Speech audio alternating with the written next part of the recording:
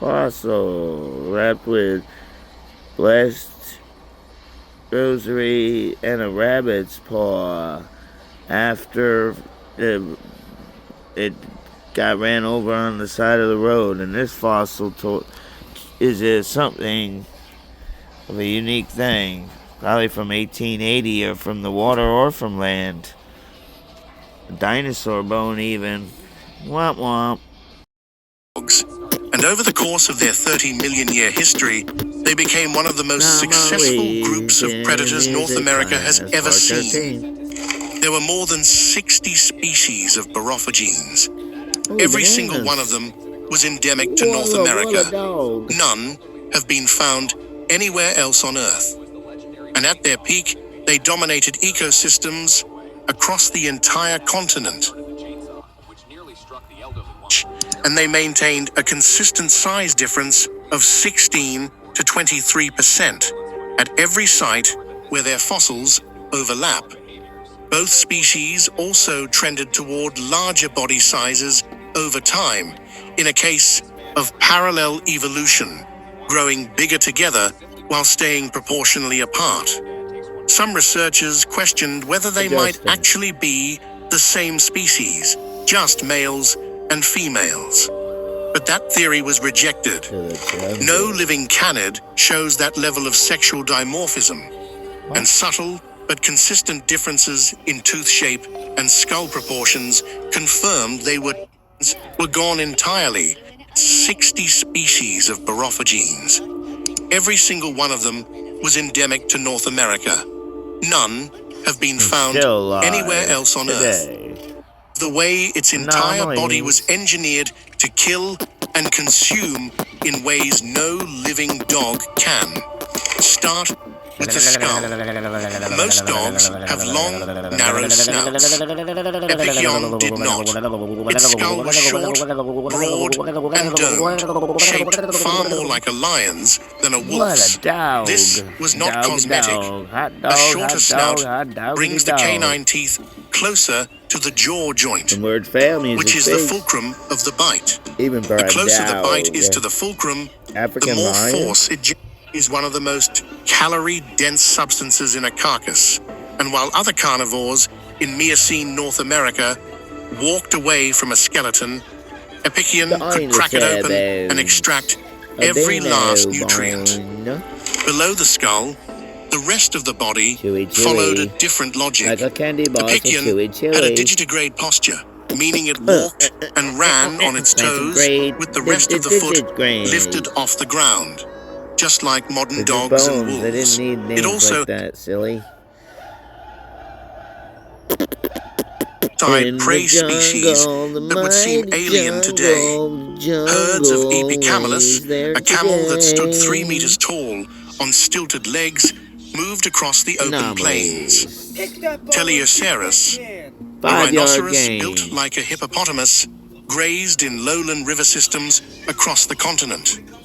There were prehistoric horses, pronghorns, and other large herbivores spread across an increasingly grassland-dominated landscape. Epicyon sat at the top of this food web, and based on its size and jaw strength, it was capable of taking down animals far larger than itself. The answer to the second question is far less clear. How Epicyon actually hunted is one of the most debated topics in canid paleontology, and the answer changes depending on which part of the skeleton you study. Researchers who examined its elbow joint morphology concluded that Epicyon had reverted to an ambush-like hunting style, more comparable to a big cat than a pursuit predator. A separate study of its bony labyrinth, the structure of the inner ear that governs balance and agility, suggested it was a pounce predator, launching itself at prey from short range. Oh no, what a bunny rabbit. No. Congratulations, welcome to Gifts in America. Wolf and a lion, with no clean modern equivalent. The truth is that Epicyon's predatory behavior does not map neatly onto any living species. It was something in between, something that no longer exists. whether it hunted alone or in groups, is equally uncertain. In the fall. Some researchers have pointed to the size of the prefrontal cortex in canids as evidence for social behavior, since larger canids tend to have more developed prefrontal regions and more complex social structure. A window sometimes referred to as the cat gap, which may have lasted over 7 million years. What? During this time, borophagenes were free to expand into ecological roles that on other continents would have been filled by felines. They became ambush predators. They developed the ability to rotate their palms upward for grappling prey. They filled the niche. They were better at it. They had retractable claws that stayed razor sharp because they were not worn down by contact with the ground. They had powerful, flexible forelimbs built for grappling and pulling down large prey. And in time, some of them evolved elongated canine teeth capable of puncturing the throat of almost anything they could catch. Overall build, its skull shape, its limb proportions, its ambush-like elbow morphology resembles solitary big cats far more than pack-hunting wolves. Using modern canines as a behavioral model for borophagenes may simply be the wrong comparison. Epicyon may have been something we have never seen before. A dog that lived like a cat. Quite unique. For roughly 7 million years, Epicyon was one of the most dominant predators on the North American continent. And then it was gone. Not because of a volcanic eruption, not because of an ice age, not because something bigger came along. Epicyon and the entire borophagene subfamily were ultimately undone by an animal that most of them had never encountered before. Cats. Poisonous things. The family Felidae first evolved in Eurasia around 33 million years ago. But for a long time, they stayed there.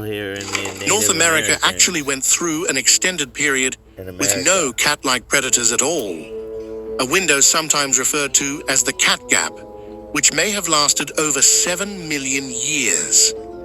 During this time, borophagenes were free to expand into ecological roles that on other continents would have been filled by felines. They became ambush predators. They developed the ability to rotate their palms upward for grappling prey. They filled the niche of the solitary, powerful, short-range killer. In the absence of cats, the bone-crushing dogs became the closest thing North America had to them. But then the real thing showed up. Family. Around 20 million years ago, felids began migrating into North America from Eurasia across the land bridge that once connected modern Russia and Alaska. The first to arrive was Pseudaiurus, a relatively small and unspecialized cat. And for several million years, the newcomers struggled to gain a foothold. But once they did, everything changed. These cats were not just filling the same niches as the borophagenes. They were better at it. They had retractable claws that stayed razor sharp because they were not worn down by contact with the ground. They had powerful, flexible forelimbs built for grappling and pulling down large prey. And in time, some of them evolved elongated canine teeth capable of puncturing the throat of almost anything they could catch. A study analyzing more than 2,000 North American carnivore fossils concluded that the decline of borophagenes was not passive replacement, where one group fades and another fills the gap. It was active displacement. The cats directly outcompeted the bone-crushing dogs in niche after niche, and the borophagenes had no answer for it. But here is the part of the story that matters most. The cats did not wipe out all dogs, only the ones that were trying to be cats. You see me? Now you don't. Now you don't. Cats. The borophagenes, with their ambush hunting, their grappling forelimbs, their solitary, predatory lifestyles, were the dogs most ecologically similar to felids, and and they were the ones that lost. The other subfamily of dogs, the Caninae, survived. These were the smaller, lighter, endurance-built runners that had specialized into long-distance pursuit hunting, a niche that cats had no interest in competing for. By around 8 million years ago, canines had crossed into Eurasia and begun spreading across the world. They would eventually evolve into the 37 species of wild canids alive today. Epichyonhydni disappeared from the fossil record around 5 to 6 million years ago, but the Barophagenes did not vanish with it. One genus, Barophagus, held on for millions of years longer, surviving until roughly 2 million years ago in the early Pleistocene. That means the last of the bone-crushing dogs lived long enough to see the beginning of the Ice Age and the arrival of cold-adapted megafauna like mammoths and saber-toothed cats. But even Barophagus could not hold on forever.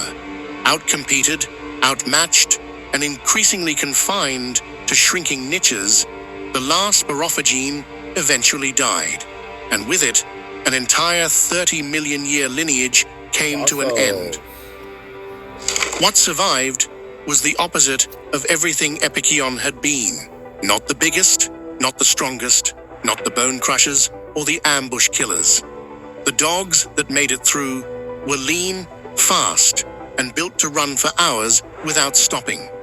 They hunted in coordinated packs across open ground, chasing prey until it collapsed from exhaustion. Anomalies. They were the ancestors of wolves, foxes, coyotes, and jackals. And eventually, one branch of that surviving lineage would form a bond with another species of endurance predator, humans, and become something Epicyon never could have. The most terrifying dog that ever lived ruled a continent for 7 million years.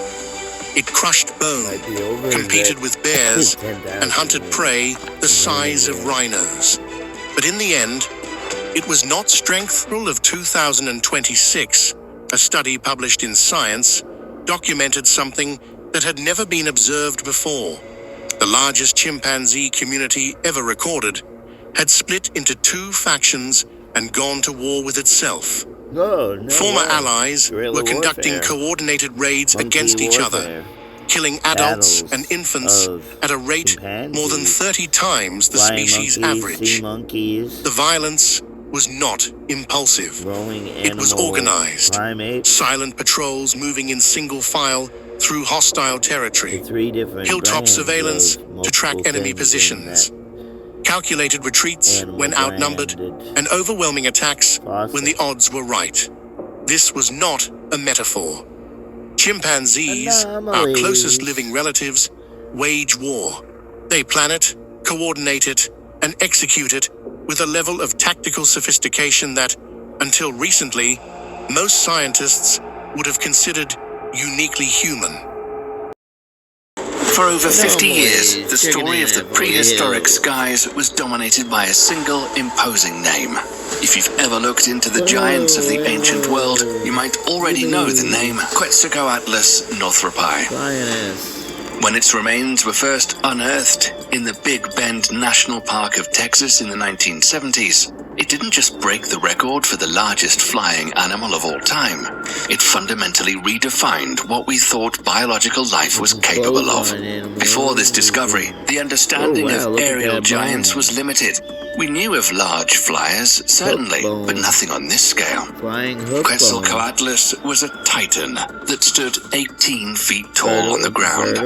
To put that into perspective, that's the height of a fully grown male giraffe. For decades, this was the ultimate benchmark. Quetzalcoatlus was the evidence that nature could somehow launch a 500-pound animal into the sky. It had a wingspan estimated between 33 and 36 feet. It wasn't just a flying reptile. It was a living, breathing, full-sized aircraft. A creature of myth made manifest in the fossil record. For a long time, the scientific community was in total agreement. We had our champion. We had the limit of what physics could allow.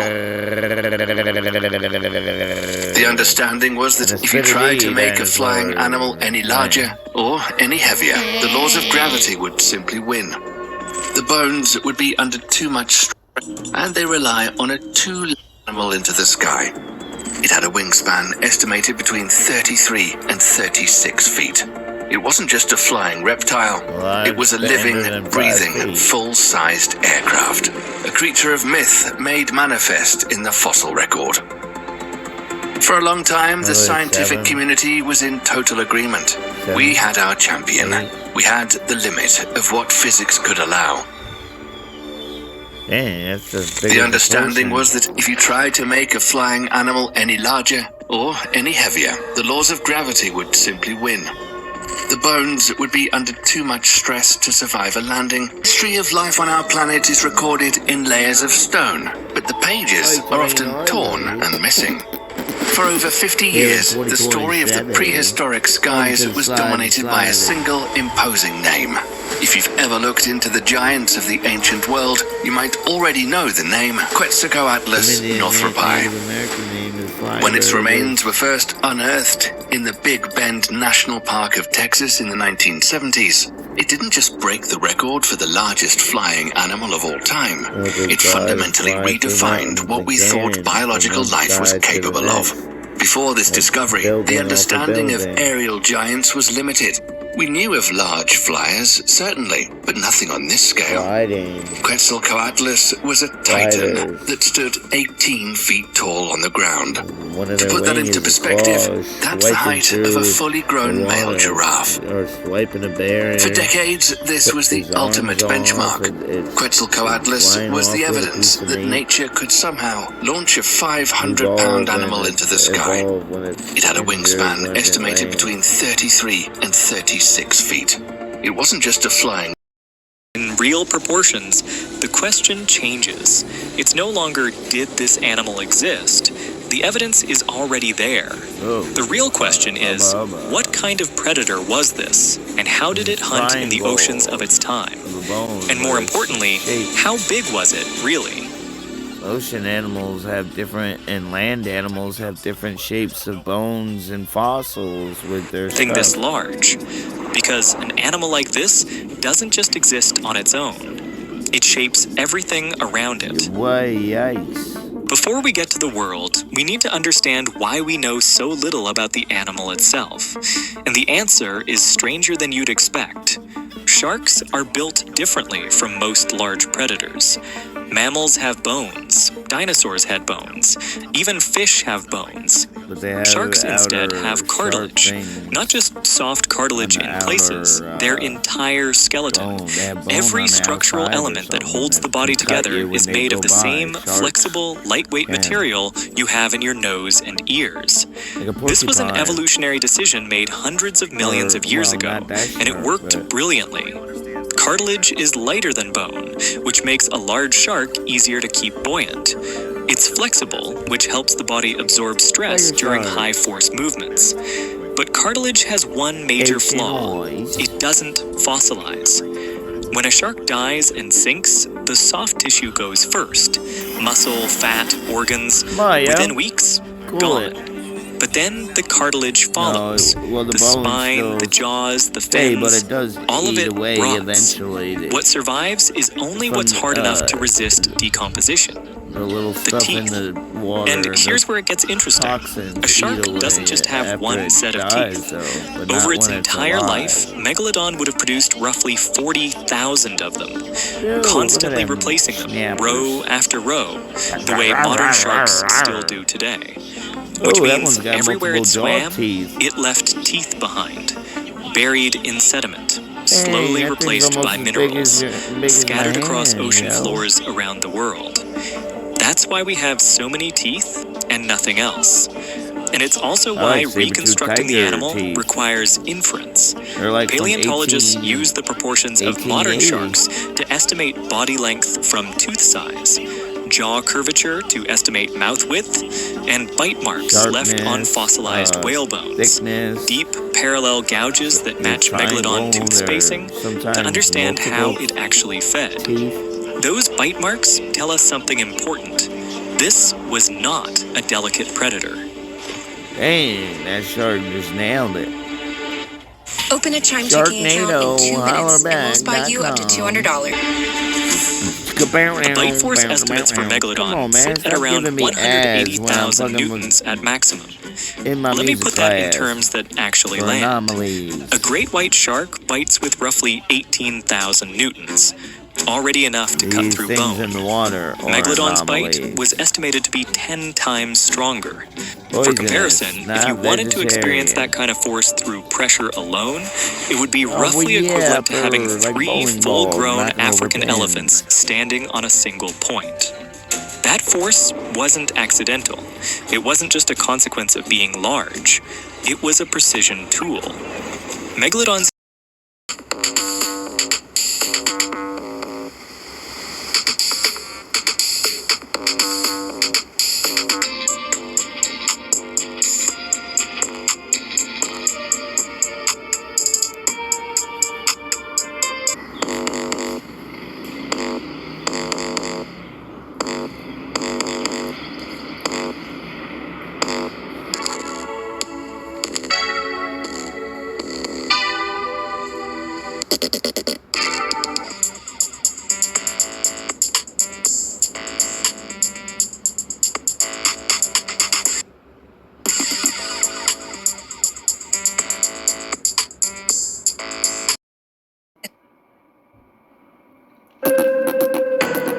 The first one of these incredible predators we want to introduce to you.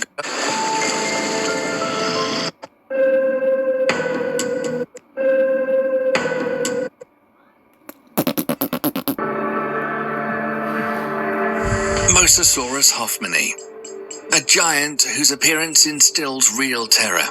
It was a distant relative of monitor lizards that decided the seas would be a better environment for them, and they were right. This species of Mosasaurus is the type species of its genus and belongs to the subfamily Mosasaurinae. Within, it weighed no less than a modern car, 4,800 pounds, and measured 15 feet in length. Known as Archelon, this creature belonged to the extinct family Protostegidae of the Cretaceous period, closely related to modern leatherback turtles. A true giant of its kind, the span of its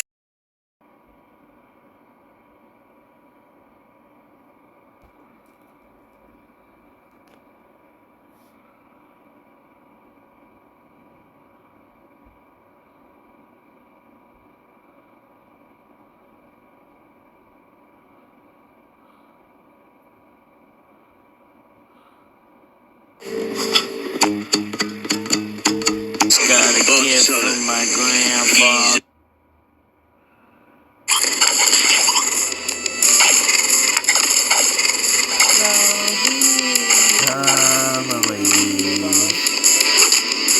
Music class. Words fair. Music speaks. Megaphors.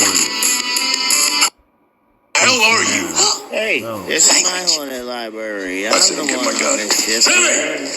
Do you for products or yeah, the... Hi? It's your best friend or I'm your the size of a competition? mile. You're gonna ruin everything. No, you're gonna win everything. Yeah, man.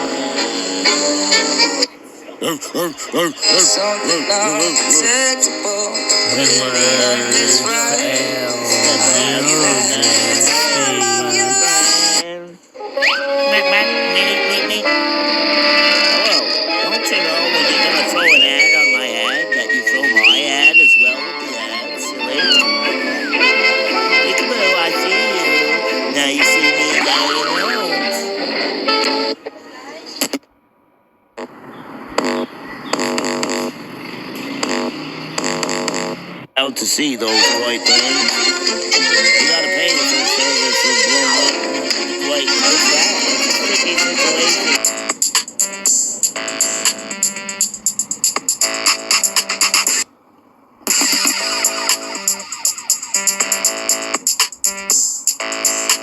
Teenagers and youngsters need each other. During these monsters, the things that fall from the sky. types of adult stuff that we all can comprehend. Time for the positive ones to sit down and let the ones come along. With no big homies to show them the game. Yo, what makes it bad? Giving compliments since when is that a bad thing? Yo, all the smoke and the alcohol mixed in. Yo, that we don't hate the same. With no big homies to show them. Agers and youngsters need each other. That dirty these monsters. The things that fall from the sky are like a war. Battling monsters into the foggy and all types of adult stuff that we all can't comprehend. Time for the positive ones to sit down and let the ones come along. With no big homies to show them the game. Yo, what makes it bad? Giving compliments since when is that a bad thing?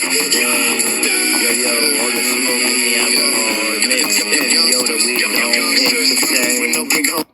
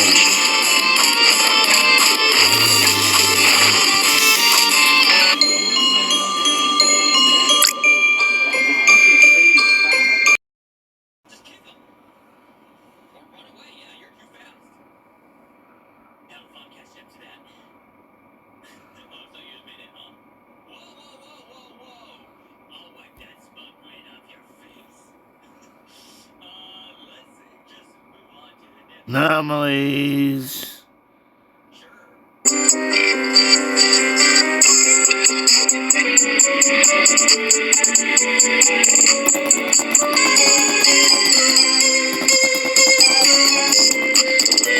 Anomalies Part 2.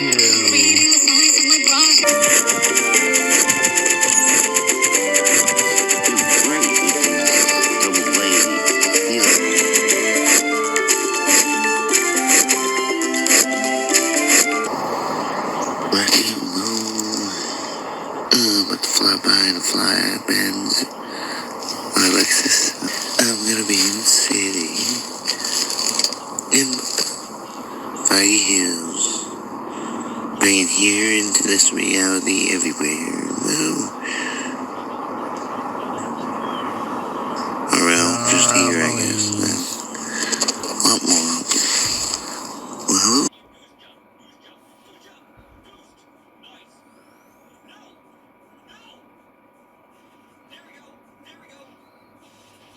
Anomalies.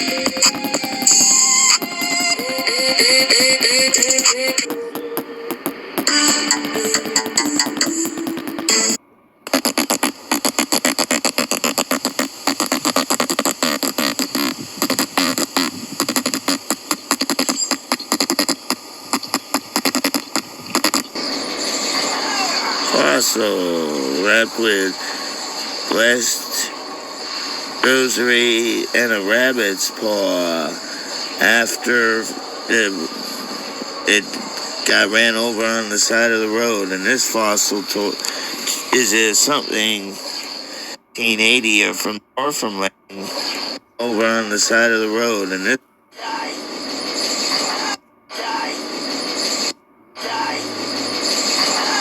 fossil wrapped with blessed rosary and a rabbit's paw after it got ran over on the side of the road. And this fossil is something of a unique thing, probably from 1880 or from the water or from land.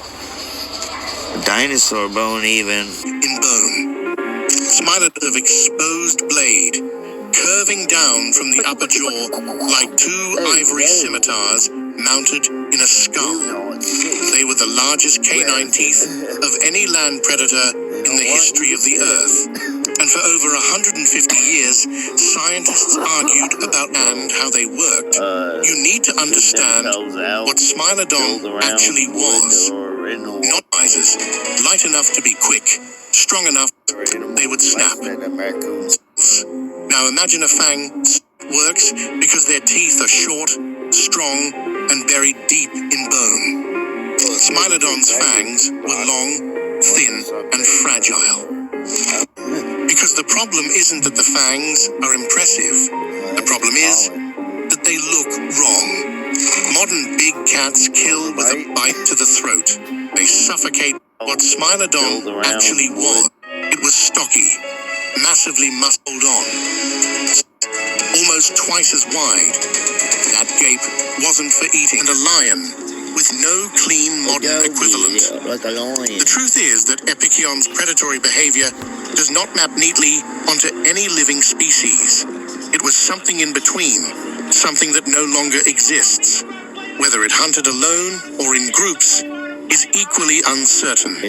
Some researchers have pointed to the size of the prefrontal cortex in canids as evidence for social behavior, since larger canids tend to have more developed prefrontal regions and more complex social structure. A involved, elongated canine teeth, capable of puncturing the throat of almost anything they could catch. Overall build, its skull shape, its limb proportions, its ambush-like elbow morphology,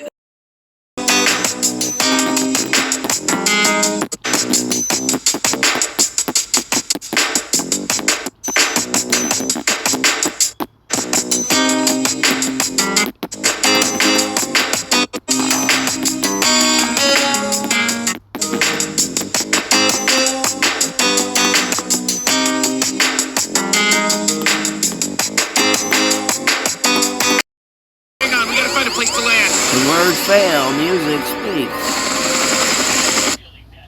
Like breaking rules. Ooh, did you bring Molly? Hurry it up, Jerry. Whoa, It's your fault I have to go like this. You destroyed my urethra when you turned me into a trash can. Follow me. Woo. And of course I brought Molly. Dr. Dodgeball, a man! Humans! Anomalies. Real humans! The mad genius who built Earthworld! Nobody loves Earth as much as me.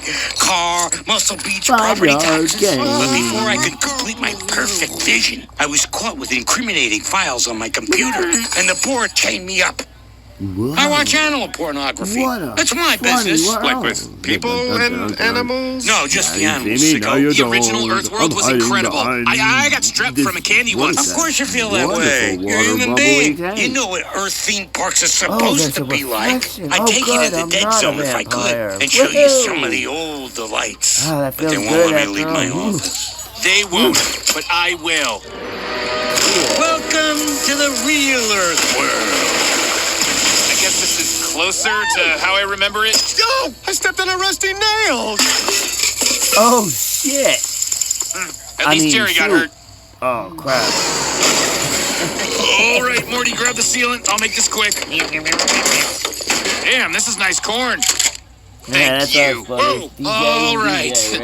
Take it easy, old-timer. I've heard about loners like this, Morty. What are you doing on my land? Trying to leave it as quickly as possible. Leave faster. Jesus, I was fixing it when you cocked the gun. See? Done. Nothing done at all. Fucking hillbilly. What's that guy's deal? Morty, I can't imagine anything worse than having to know. There you go. Just don't say that again, please. The juicy juice, guava. You rich don't have many original ideas, do you? Stay out of my way. Stay out of mine. Potato What a lovely thing on Shadow Up your butt and around the corner. That's where this barrel is going if you don't start talking. He was a bald your butt guy. or my butt? Give me back my drag! Oh, Jesus, man! Fucking leopard. Whoa! Whoa! Where are they? Down, They're with you this get stuff. down. At the center of this new Oh, citadel. Good. Morty whip, son of a bitch! Oh, snap. Laser tag, you're it. I mean, no. Get off me, you little shit! Have some dirt in your eye. Can't kill anybody if I'm playing a guitar. Shoot you, man. You can't take that personally. You were always a good customer. Yeah, the wrong hand, you always of course. had exact change. See, lasers flying everywhere, including mine. Oh, no, I do not do that at all. Goodbye. So, you are cleared for landing. Porky, Oh, how long did this take you? Hours. It's all I've been doing since lunch. Pretty fun. I know I said to make work fun, but you still gotta do your work. What about the Papadopoulos returns? The Papadopoulos returns.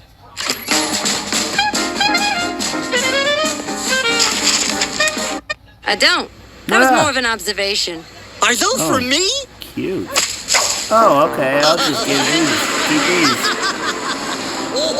Oh, before I ring you up, there is just one thing. Here it comes. Would you be interested in getting an extended warranty? And there it is. Are you crazy? It's ink. All replacement parts would be covered up to 40. For streaking? It's spring break. It's fun having a roommate. I move for immediate dismissal. You can't do that. Well, then I'd like to call my first witness. Would you please? Oh, wow. No, that's not where Katie's gotta go. Oh, hello there. Slide to the right.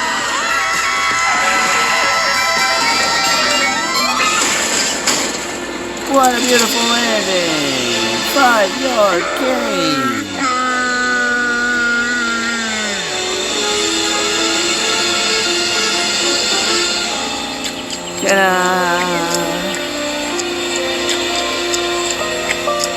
Horrible. He's a boy. Looks like a girl. I don't know. Maybe I should quit. Quit. I didn't Makes sense realize to me. girls like You know, my me, sister but went to it's beauty okay. school. More of a Maybe I should do benefit that. for Get my the cosmetology female. license. What do you think? This is a no-brainer. And this Anything But, you decide, I will be there.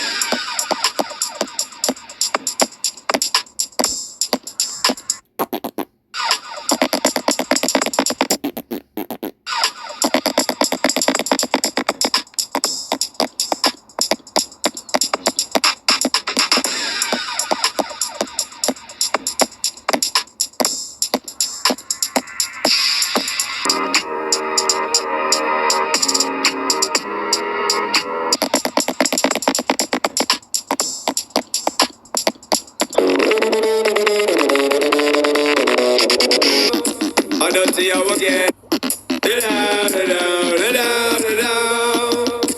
I don't see you again.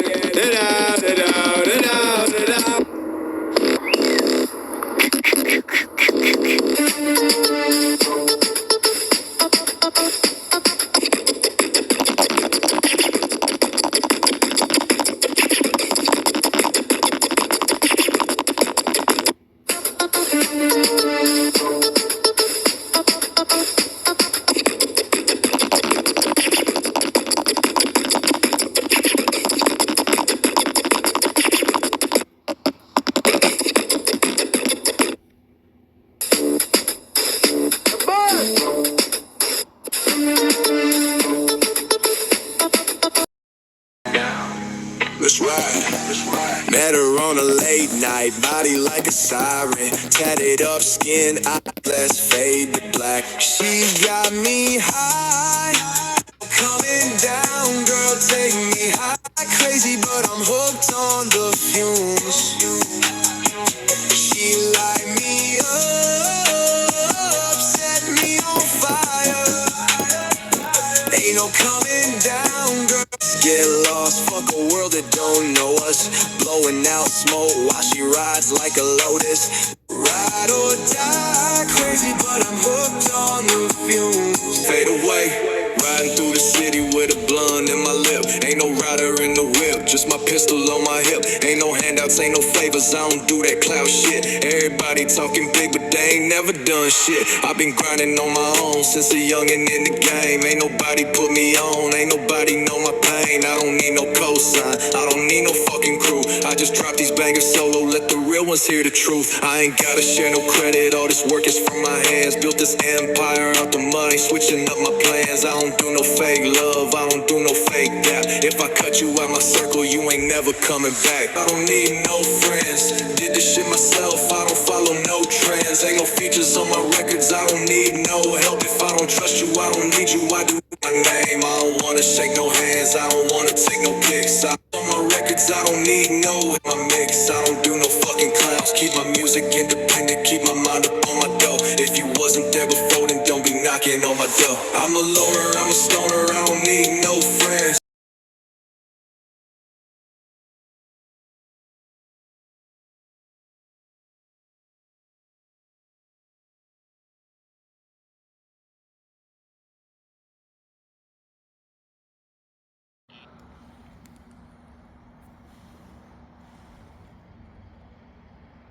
Look at that. How sweet, beautiful, nice, lovely thing.